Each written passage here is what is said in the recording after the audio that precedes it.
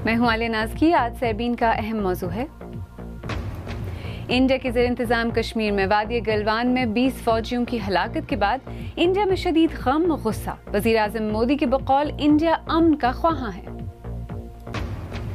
कोविड-19 के खिलाफ एक सस्ती और बाआसानी दस्तयाब दवा का मौसर इस्तेमाल क्या इस आलमी वबा के खिलाफ कामयाबी का आगाज है?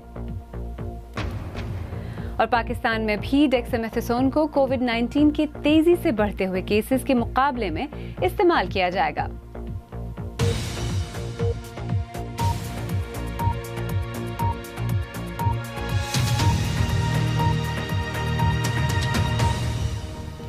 लद्दाख की वादी गलवान में चीनी अफवाज के साथ झड़प में हलाक होने वाले इंडियन फौजियों की तादाद 20 हो गई है। दोनों मुल्कों के दरमियान गुज़श्ता 45 साल में ये सबसे संगीन झड़प थी।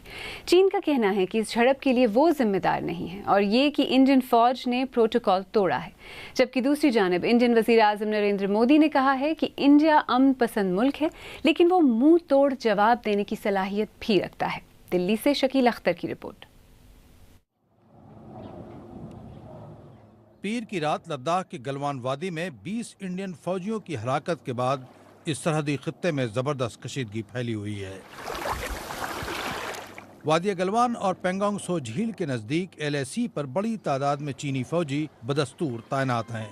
इंडिया ने भी फौजियों की मजीद कुमुक इस खित्ते में भेजी है। वज़ीर आज़म नरेंद्र मोदी ने चीन से टकराव और इंडियन फौजियों की हलाकत पर पहली बार अपना रद्दअमल देते हुए कहा है कि इंडिया इसका मुनासिब जवाब देने की पूरी अहलियत रखता है।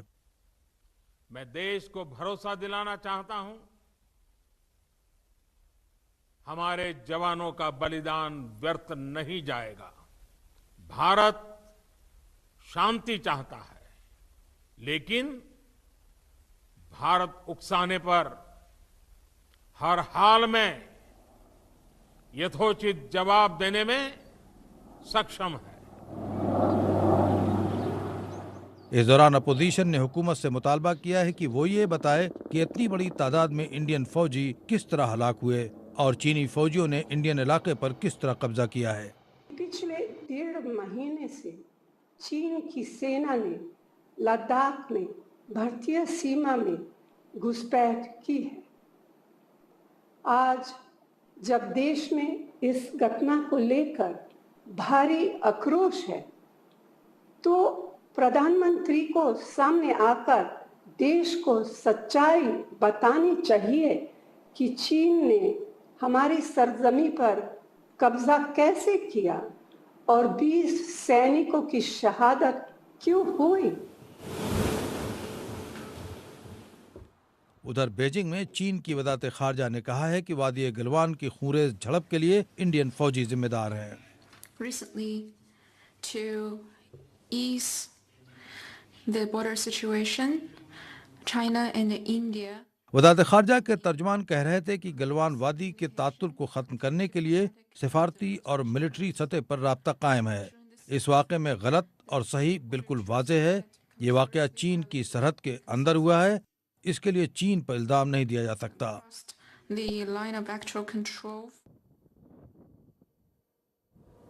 पीर की शब के खूंरेज वाक़े की तफसीलात अभी तक पूरी तरह सामने नहीं आई हैं। इंडियन मीडिया में फौज के जराये से बताया जा रहा है कि इस वाक़े में चीन के भी फौजी बड़ी तादाद में मारे गए हैं, लेकिन बीजिंग में हलाकतों के सवाल पर मुकम्मल खामोशी है। Shakeel Akhtar, BBC news, Delhi.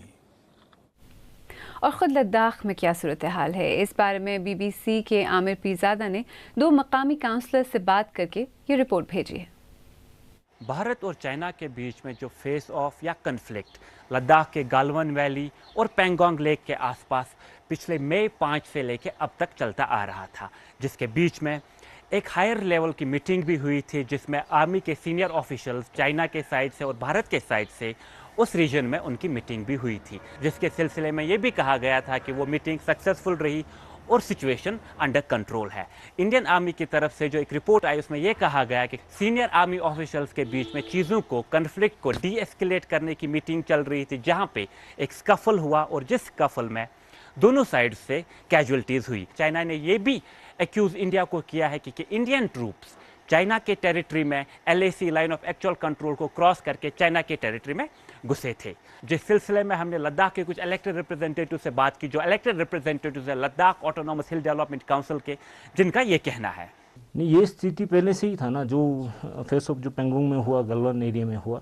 तो बाकी ये है कि जो बफर एरिया है, जो गांव है, वो वहाँ पे 7-8 गांव है जो buffer area means buffer villages है, जो फास्ट बॉर्डर विलेजेस हैं। हाँ, इनको कंसर्न ज़रूर है, क्योंकि बॉर्डर पे एक ऐसा टेंशन बनी रहना, तो ये इशू है।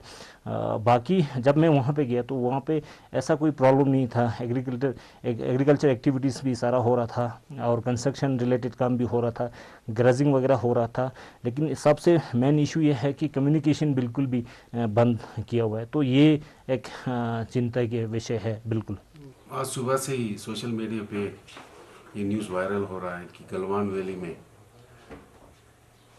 हमारे फौज और चाइनीज़ फौज के बीच में झड़प हुआ, तो जिसमें हमारा एक कमांडिंग ऑफिसर और 2 जवान शहीद हो गए। और जिस जगह पे ये झड़प हुआ है वहाँ कोई पब्लिक का कोई इनहेबिटेंस, कोई पब्लिक का एरिया है नहीं, बहुत दूर है वहाँ से। और हमें पूरा भरोसा है अपने फौज पे, अपने सेना पे, कि वो वहाँ पर अपने डट कर मुकाबला करेंगे और 1 इंच भी चाइनीज़ के हाथ में जाने नहीं देगा। ईस्टर्न लद्दाख, जहाँ पे ये फेस ऑफ 5 मई से चलता आ रहा था, जिसके सिलसिले में चाइना ने ये भी कहा था कि चीज़ें अंडर कंट्रोल है और सिचुएशन स्टेबल है, लेकिन वो सिचुएशन अभी यहाँ दिखाई नहीं दे रही है। जहाँ तक हम भारतीय साइड की बात करें, भारतीय साइड में जितने भी गांव LAC के आसपास पड़ते हैं, जहाँ पे ये कन्फ्लिक्ट चल रहा है, उस एरिया में मोबाइल कम्युनिकेशन, जितने भी साधन कम्युनिकेशन के थे, उसको सस्पेंड कर लिया गया है। वहाँ के लोकल्स का ये कंसर्न है कि वो समझ नहीं पा रहे हैं कि हो क्या रहा है, और उनके जो अपने रिश्तेदारान हैं, उनके जो अपने रिलेटिव्स हैं, जो इंडिया के डिफरेंट एरियाज़ में, डिफरेंट रीजन्स में रह रहे हैं, वो उनसे बात नहीं कर पा रहे, उनके अंदर कंसर्न है। लेकिन अब सवाल यही है कि ये कन्फ्लिक्ट और कितना लंबा जाएगा और इसका अंत कहाँ होगा। Aamir Pirzada, BBC news. ताज़ा तरीन खबरों के लिए आप जब चाहें हमारी वेबसाइट पर आ सकते हैं। यहाँ आपको दुनिया भर से खबरों के अलावा तज्ज़िये, तबसरे, तस्वीर और वीडियोस भी मिलेंगी। पता है bbc.com/urdu। सैरबीन में आगे चलकर देखिएगा, कोविड-19 के शदीद बीमार मरीजों के लिए कैसे सालों पुरानी एक दवा उम्मीद की किरण बन रही है।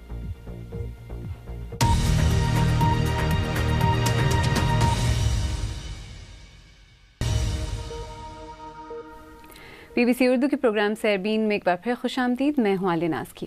कोविड-19 के आने के बाद पहली बार एक ऐसी दवा सामने आई है जिससे बज़ाहिर इस मरज़ की वजह से मौत वाक़ई होने के केसेस को कम किया जा सकता है।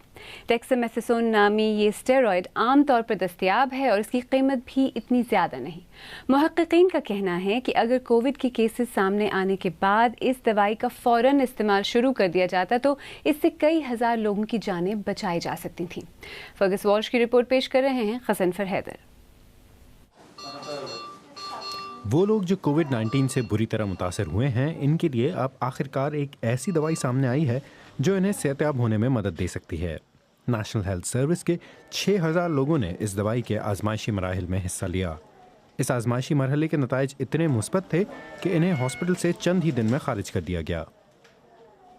इस तहकीक से पता चला है कि डेक्सामेथासोन नामी दवाई वेंटिलेटर पर मौजूद हर 8 में से 1 मरीज की जान बचाती है। अगर मरीज ऑक्सीजन पर है तो ये हर 25 में से 1 मुतासरा शख्स की जान बचा सकती है।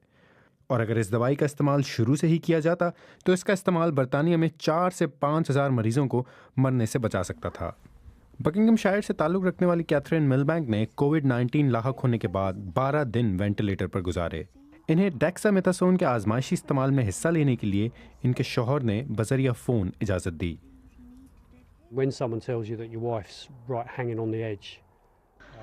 जब कोई आपसे ये कहे कि आपकी बीवी मौत के मुंह में है और एक ऐसी दवा है जो उसकी जान बचाने में मदद कर सकती है, तो आप इस मौके को हाथ से नहीं जाने देंगे, ख़ास तौर पर तब जब इस दवाई के कामयाब इस्तेमाल को साबित किया जा चुका है।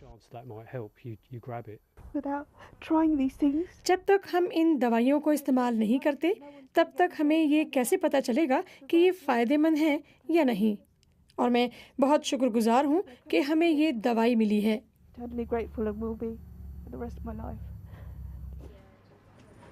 डेक्सामेथासोन कई दहाइयों से दमे और आर्थराइटिस के इलाज के लिए स्टेरॉयड के तौर पर इस्तेमाल की जाती रही है।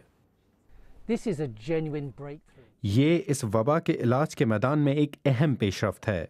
डेक्सामेथासोन टैबलेट की शक्ल में और इंजेक्शन की सूरत में हर अस्पताल की फार्मेसी में मिल जाती है। इसकी बरतानिया में कीमत $6 है, लेकिन तरक्की पजीर मुल्कों में इसकी कीमत इससे भी ज़्यादा कम होगी। इसका मतलब है कि इसे दुनिया भर में इस्तेमाल किया जा सकता है। ये दवाई लोगों की क़ुव्वत मदाफ़त को मजबूत बनाकर इन्हें कोविड से बचाएगी।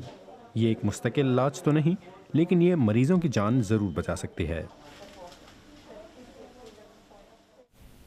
डॉक्टर सलीम अनवर बरतानिया की नेशनल हेल्थ सर्विस से वाबस्ता माहिर अमराज़ तनफ़ुस हैं और कोविड-19 के इलाज के लिए डेक्सामेथासोन के आजमाइशी इस्तेमाल की इस तहकीक में भी शामिल थे। मैंने अब से थोड़ी देर पहले उनसे पूछा कि डेक्सामेथासोन का आजमाइशी इस्तेमाल कोविड-19 के खिलाफ कितनी बड़ी कामयाबी है। बहुत बड़ी, यानी इस वक्त इससे बड़ी कोई और पेशरफ्त हुई नहीं है। ये पहली दवा है जिसने साबित किया है कि इससे जान बचाई जा सकती है। यानी 100 मरीज अगर अस्पताल आएंगे कोरोना वायरस से, उनको ऑक्सीजन या वेंटिलेटर अगर चाहिए होगा तो उनमें से 17 100 के 100 अगर मरते तो 17 बच जाएंगे। सही। 100 जो मर जाते हैं उनमें से 17 को बचा लिया जाएगा हर 100 में से। तो आपने अभी कहा कि जो मरीज वेंटिलेटर पे हों या जिन्हें ऑक्सीजन की ज़रूरत हो उन्हें अगर ही दी जाए, तो यानी क्या ये दवा सिर्फ इंतहाई शदीद बीमारों में ही कारआमद है या फिर आम तौर पर भी मुफीद हो सकती है कोरोना वायरस के केसेस में? इस ट्रायल के अंदर तो सिर्फ इन्हीं लोगों में फायदेमंद रही है। आम लोगों को जिनको ऑक्सीजन की जरूरत नहीं थी उनमें इसका कोई इफेक्ट नहीं आया, इसलिए कि उनके अंदर इतनी इन्फ्लेमेशन है ही नहीं लंग में या जिस्म में कि जिसकी वजह से एंटी इन्फ्लेमेटरी प्रॉपर्टी का फायदा नजर आए। उनके यहाँ कोई और वजह है, मसला है वो आम है, वो खुद ही उनकी बॉडी उसको फाइट ऑफ कर लिया है, तो वहाँ जरूरत नहीं है इस दवा की। तो ये घरों में इस्तेमाल करने की दवा नहीं है। सही। यानी अगर मैं आपसे ये पूछूं कि ये किस मरहले पर फिर दी जानी चाहिए, तो उसका जवाब यही होगा कि जब मरीज बहुत ज्यादा शदीद बीमार एडमिट हो जाए और ऑक्सीजन की उसको जरूरत पड़े। ठीक है। उसकी ब्रीदिंग वगैरह बहुत ज्यादा अफेक्टेड होने लगे और एडमिशन का चांस नहीं है, ऑक्सीजन लगनी तो चाहिए, ऑक्सीजन लेवल तो लो है, सांस बहुत फूल रही है, 25-30 दफा 1 मिनट में, लंग भी अफेक्टेड है, लेकिन अब हमारे यहाँ मसला हो सकता है कि हॉस्पिटल में एडमिट नहीं हो पा रहे, तो ऐसों को भी डॉक्टर देखकर ये दवा दे सकते हैं, तो लेकिन जिनको ऑक्सीजन की जरूरत हो उनके लिए। तो इंडिया पाकिस्तान जैसे मुल्कों में जहाँ वैसे वसाइल की काफ़ी कमी रहती है, वेंटिलेटर्स, ऑक्सीजन की शॉर्टेज की बात होती रहती है, वहाँ इस दवा की आपको कितनी अहमियत नजर आती है? बहुत ज्यादा, इसलिए कि हम उस मरहले पे पहुंच गए हैं जहाँ पे हमें ऑक्सीजन देनी है। उसका एक आम सा एक कायदा जो हम लोगों को बताते रहे 3-4 महीने में, वो ये है कि अगर एक बंदा या बंदी इसको 1 मिनट में 12-13 दफा सांस लेने की जरूरत पड़ती है, बुखार है, सब कुछ है, लेकिन सांस वो 12 दफा लेता है, 10 दफा लेता है, 15 दफा लेता है, 20 दफा लेता है ज्यादा से ज्यादा, लेकिन अगर उसकी सांस 25 तक पहुंच जाती है 1 मिनट में, जब वो कंफर्टेबली लेटा हुआ है, कोई उसको परेशानी नहीं है, इसका मतलब ये है कि वो भी स्ट्रगल कर रहा है, उसकी सांस फूल रही है। अब वो अगर ऐसे मौके पर अपनी ऑक्सीजन चेक न भी करवा पाए तो लगता यही है, ज्यादा चांस यही है कि उसकी ऑक्सीजन लेवल लो होगी। उसको चाहिए कि जरूर किसी मुआलिज से मशवरा करे, और मुझे उम्मीद है कि पाकिस्तानी गवर्नमेंट इस बारे में कोई इनिशिएटिव ऐसा ले कि कोई हॉटलाइन हो जिस पर लोग राब्ता करके कहें और उनको कोई डॉक्टर वहां से फ्री ऑफ कॉस्ट ऐसे बता दे कि भाई आपके लिए प्रिस्क्रिप्शन है, जैसे हमारे यहाँ बरतानिया में होता है क्योंकि वेलफेयर सिस्टम है, तो NHS की हॉटलाइन है, उस पर लोग फोन करते हैं तो आप उनको बता सकते हैं कि भाई अब आप ये दवा शुरू कीजिए। तो डॉक्टर साहब, वैक्सीन अभी जाहिर है हमारे पास कोविड-19 के खिलाफ नहीं है, वैक्सीन की गैर मौजूदगी में क्या इससे एक मौसर दवा तस्वुर किया जा सकता है, या अभी ऐसा कहना क़ब्ल वक्त होगा? जैसा कि आपने कहा तमाम रिजल्ट इस रिसर्च के अभी सामने नहीं आए। जी हाँ, थोड़ा सा कबल वक्त तो होगा, लेकिन ये जरूर है कि सीरियस मरीजों में इसका डेफिनेट बेनिफिट है। और भी दवाएं हैं, कंटेंडर है, हम बहुत ज्यादा उम्मीद करते हैं कि एजिथ्रोमाइसिन का रिजल्ट भी बहुत पॉजिटिव आएगा, क्योंकि हमारे अपने पेशेंट्स का जो डेटा है उसमें एजिथ्रोमाइसिन का रिजल्ट पॉजिटिव है, जो हम करीब पब्लिश भी करने वाले हैं। okay. तो उम्मीद है कि वो, और टोसिलिजुमैब है, कलीट्रा है, बहुत सारे 3-4 डिफरेंट आर्म्स हैं, भी सबका एक्सपेक्टेड है क्या काम कैसा होता है, किस तरह के मरीजों में। उम्मीद है कि हम करीब जांच पाएंगे इंशाअल्लाह ताला। डॉक्टर सलीम अनवर से मैंने कुछ देर पहले बात की।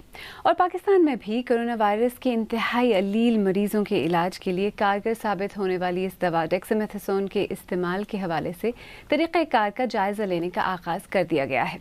मुल्क में इस दवा का कितना स्टॉक मौजूद है और इसे कैसे इस्तेमाल किया जाएगा, इस हवाले से तफसील बता रहे हैं लाहौर से नामा निगार उमर दराज। डेक्सामेथासोन जो बुनियादी तौर पर एक स्टेरॉयड है और इसको एक बहुत बड़ा ब्रेक थ्रू माना जा रहा है। पाकिस्तान में भी इसको इसी तरह देखा जा रहा है। पाकिस्तान में सेहत के हुकाम ने इस बात का ऐलान किया है कि वो इसका जायज़ा लेंगे कि पाकिस्तान में जो तरीके इस्तेमाल किए जा रहे हैं कोरोना के मरीज़ों के इलाज के लिए, उनमें इसको भी शामिल किया जाएगा या नहीं। पाकिस्तान में वफाकी हुकूमत के जो मुशीर सेहत हैं डॉक्टर ज़फ़र मिर्ज़ा, उन्होंने आज सब ट्वीट्स किए जिसमें उन्होंने ये कहा कि एक कमेटी जो है वो इस बात का जायज़ा लेगी और उसके बाद वो ये फ़ैसला करेंगे कि क्या इस तरीक़े इलाज को पाकिस्तान में आजमाया जाएगा या नहीं। साथ ही उन्होंने ख़बरदार किया कि ये दवा जो है ये सिर्फ़ कोरोना के उन मरीज़ों के लिए इस्तेमाल होती है जो कि या तो ऑक्सीजन की जिन्हें ज़रूरत हो या जो वेंटिलेटर्स पर हों, यानी जो इंतहाई अलील मरीज़ हैं उनके लिए इस्तेमाल होती है। जो मामूली अलामात वाले मरीज़ हैं वो इसे इस्तेमाल ना करें क्योंकि इसके साइड इफ़ेक्ट्स हो सकते हैं। और उन्होंने ख़बरदार किया कि कोई भी सेल्फ़ मेडिकेशन में इसको इस्तेमाल ना करें।